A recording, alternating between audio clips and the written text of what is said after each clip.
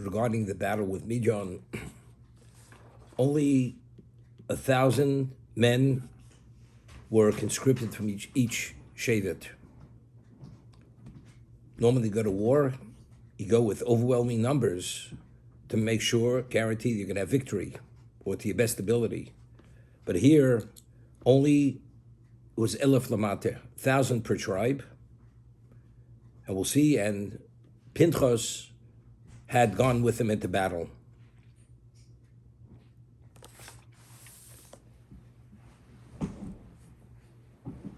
We spoke about the number 10. Asar Mamoris Nivra Olam, the Mish tells us in Pirkei Avos, the world was created with 10 utterances of Hashem. The number 10 is a very essential number. There were 10 generations from Adam to Noach. There were 10 generations from Noach to Avram Avinu. Then there were, I'm quoting the Mishnah in Pirkei Avos, there were 10 miracles, there were 10 tests which Avram was tested. And then there were the 10 plagues. And then there were Aser Sadibros. We see that 10 is a very essential number. So Rabbeinu Bachi and Rashi in Pirkei Avos explains, Rabbeinu Bachi in Parshas Bereshis, portion of Bereshis, and Rashi in Pirkei Avos explains, it all goes back. This is a manifestation of Asar Maimoros Nivra Olam. Hashem chose the number 10. The world was created with 10 utterances. Everything takes on that profile of 10. 10 is the number that is considered the totality in a certain context. We speak about Essentiality, the 10 channels in which the energies flow into existence. 10 channels as Essentiality. It is cited that we know that the Torah says explicitly that when we ate the man in the desert, the Jews did not have to do their bodily functions. The man didn't have to be expelled from the body. It was absorbed into their inner organs. There was no waste. So the Gemara in Yuma asks a question. So if the man did not leave their bodies, so why does the Torah tell us in the desert, when you travel, you should have a spade on your knapsack? So when you do the bodily functions, you should cover your excrement because your camp should be clean. So you bury it. That's why you need that shovel, that spade on your backpack. So our answer is that there were other traveling nations which they would meet when we were in the desert, and they would sell us other food, ordinary food. So the ordinary food we would eat, besides the man, that ordinary food was not absorbed in inner organs, and it had to be expelled. There was the waste. So for that food, when you expel that waste, you cover your excrement, what comes out of your body. So Reb Chaim Volozhiner, very interesting, says in Pirkei Avos, in his commentary on Pirkei Avos, that he proves that the karbonos that the Jews ate, the only meat that a Jew was permitted to eat in the desert was only sacrificial meat. Basa taiva, that's what it's referred to. Meat just to eat, to enjoy eating meat, they were not permitted in the desert. That was only permitted when they went to Eretz Yisrael, because since the Mishkan was at a distance, whenever you would want to eat meat, if you'd have to travel to the Mishkan, it would be too much of a burden. So Hashem allowed that you're permitted to eat meat even if it wasn't in a consecrated context. But in the desert, that you were able to bring a korban, for instance, the shlomim, the peace offering, or the total offering, whatever, the many korbanos, which even a non-Kohen is permitted to eat, that was the only meat they were permitted. They weren't permitted to eat ordinary meat that was non-consecrated. So he proves from the Gemara that meat that they ate, which was sacrificial meat, that meat was not expelled from the bodies. Why? Because when the Gemara asked the question, why did they have to carry a spade on their backpack? If the man was absorbed into their bodies, so Gemara should have answered, well, the meat that they ate, the sacrificial meat, which was not man, that was expelled from the bodies of the Kohanim and of the Jews. But yet the Gemara doesn't answer that. It says the provisions they would buy from a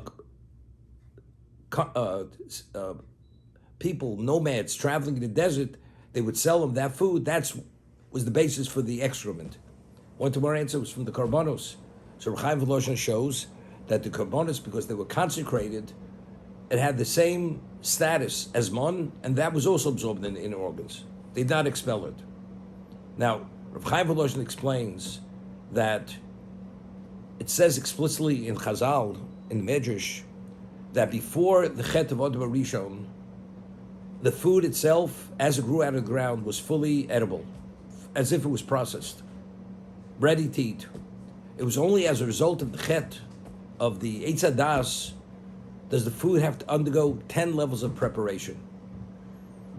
In terms of, you have to grind it, you have to mill it, you have to, first, you have to thresh it, there's a husk, and there are a number of husks that have to be removed, and then there's the milling, and then there's the cooking, and there's the baking, and the Chazal show there are 10 levels until it reaches a level of edibility, something that grows from the ground, it's 10 levels. What these 10 levels? All this not edible until these 10 levels are met to bring it to the perfected state. That was a result of the Chet of Adam Rishon. That was the evil that became intermingled in every aspect of creation. So that's number 10. There were 10 coverings. So I ask, why 10? Because 10 is the essence of existence. 10 utterances the world was created. When Adam ate of the Eitz Hadas, all those 10 levels, every one of them was putrefied due to the intermingling of the evil of the Eitz Hadas. That's explicit. And therefore, it cites a pasuk that at the end, when Mashiach comes, the bread will grow. We say, "Hamotzi lechem in oretz." That's the bracha we say on bread. The bread comes out of the ground. The Gemara tells us and cites psukim that at the time of Mashiach, the bread will come straight out of the ground, because all evil, or maybe it's not then, but at the end of time, bread will come straight out of the ground, be fully edible, as if it's milled, kneaded, and baked. Why? Because all the deficiencies, all the impurity of existence won't be there any longer. Now, so Rav Chaim Volozhin writes in Ruach Chaim, in his commentary on Pirkei Avos, it says, we understand food is physical. So the physical makeup of the food nourishes the physical body. What nourishes the soul? Moshe Rabbeinu says to Klal Yisrael, Lo alechem levado yechei odom. Man does not live on bread alone. Ki al motzi pi Hashem yechei odom. But we live on the Word of God. So Rav Chaim Volozhin says there are a number of components in the bread. There's a physical component. The physical component that nourishes the body, the physical body. There's spiritual entities absorbed in that bread, which I once mentioned, referred to as nitzotzos kedusha, sparks of holiness. That's absorbed in the neshama. And then you have the waste of it, which represents the chet of Adam Rishon. That's expelled from the body, and that's the waste. And the reason why a person is not permitted to learn within the proximity of human waste, the feces, or say a bracha, or meditate in Torah within its 4 cubits, within its proximity, was that waste which is expelled the body. It represents the ra, the evil of the Eitz Hadas. These are Chaim Volozhin. That's the reason why the Torah says you must cover it. Your camp is not holy or pure until that waste is buried. But that comes from physical food, because the physical existence was putrefied as a result of that, and when the body processes it, it separates the various parts of it, and what's expelled from the body, which only remains in the body, is only that has value, but what goes out of the body, that's representation of the Ra, which came about as a result of the Eitz Hadas. And that's why it has to be covered. We speak about 1,000 per tribe. In conjunction, there were 10,000 men who went to this battle against Midian. I'd mentioned yesterday, this battle wasn't just a physical battle. Of course, physically they killed the enemy. But it was the battle of good versus evil. And that's the reason why Moshe Rabbeinu says, Nakom nikmas Hashem b'midyon. So the Rachaim explains, as we'll see in a moment, Pinchas led them into battle. Pinchas himself had the status of a Kohen Gadol. He wore 8 vestments. There's a Kohen Gadol, it's called Meshuach Milchama. There's a high priest that's anointed for war. He wears the 8 vestments, he goes to war, and this is essential for victory. So via Pinchas led the battle, we'll see in a moment. Pinchas was essential as the 10,000 men that went to war, because Pinchas himself initially understood the dimension of Chil Hashem when he killed Zimri and Cosby. Therefore, he had that level of representation. He was the equivalent as the 10,000 men. So you needed the 10,000 and you needed Pinchas to represent the side of good. And here they were going to vanquish this evil, which is Midyan, and we find Bilam was part of that. Bilam was killed in this war. So Nikmas Hashem b'Midyan means, as we said, as I explained yesterday, when we speak about Lishma, do a mitzvah for the sake of the mitzvah. If we do a mitzvah because we want to share in the world to come, that is classified as Lishma. Because we exist to succeed, to have a share in the world to come. He says, but the Mesilas Yesharim, the Ramchal says that, but that's not the ultimate level of Lishma. The ultimate level of Lishma is you do it purely for the sake of God, without any personal interest. That's the ultimate Lishma. So when Moshe Rabbeinu said to the Jews, Nikmas Hashem b'Midyan, although there are 4,000 Jews killed, and you have a personal score to settle with these Midianites, you should not have any aspect of personal interest. It's purely for the sake of God. That's why you're going to this battle. That's Nikmas Hashem b'Midyan, because since this battle is a battle of good and evil, the good has to be represented at the highest level. No personal interest that you're going to avenge your families that were killed or fellow Jews that were killed. It can't be that. It's purely for the sake of God. And if you enter into that battle with that pure intent, purely for the sake of Hashem, then you will have victory. And that's the reason why Moshe Rabbeinu had to orchestrate this battle, because no one understood what evil was and what good was, and therefore, but again, as I pointed out, what is the number? The number is 10. 10,000. The 10,000 represents, as we said, Ba'asor Maimaris Nivra Olam, that's the spheros, the 10 channels of which all energies flow. Everything's the 10, because this is the 10 versus the enemy, because here we have to secure and guarantee the permanence and the eternity of good, and therefore it's 10 versus the enemy. And this is Nikmas Hashem b'Midyan. This is to secure Hashem's presence, the holiness, that good should have the upper hand. This is the reason for this.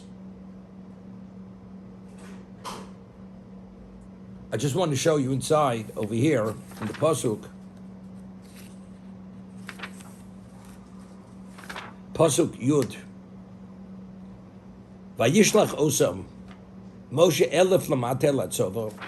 Moshe sent them 1,000 for each tribe to go to war. Osam they ves Pinchas ben Elazar HaKohen.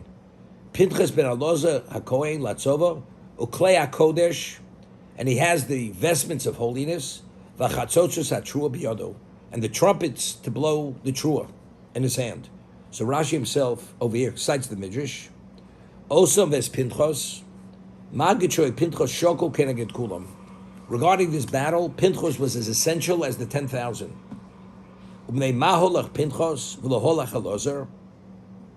Okay, so before we go further, Pinchas was as essential.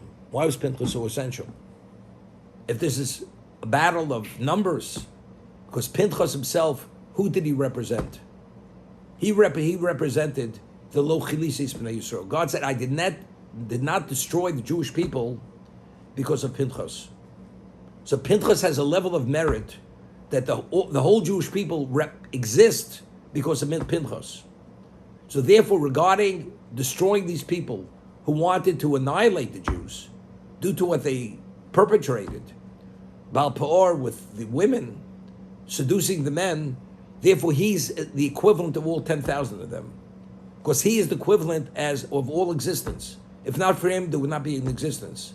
Because if the Jewish people would have been destroyed by Hashem, and he did not avenge God's vengeance, there wouldn't be a world. So what do we attribute existence to? We attribute existence to Pinchas. Said the 10,000 represents the Asur Maimoros Nivra Olam, which they tried to destroy. And this is the representation of good. Pinchas himself is the equivalent of them, because if not for him, there would not be the nation. Therefore, and that's why it says, Osam es Pinchas. And Rashi cites Chazal, Pinchas was the equivalent of the 10,000 men going to battle. I have a question.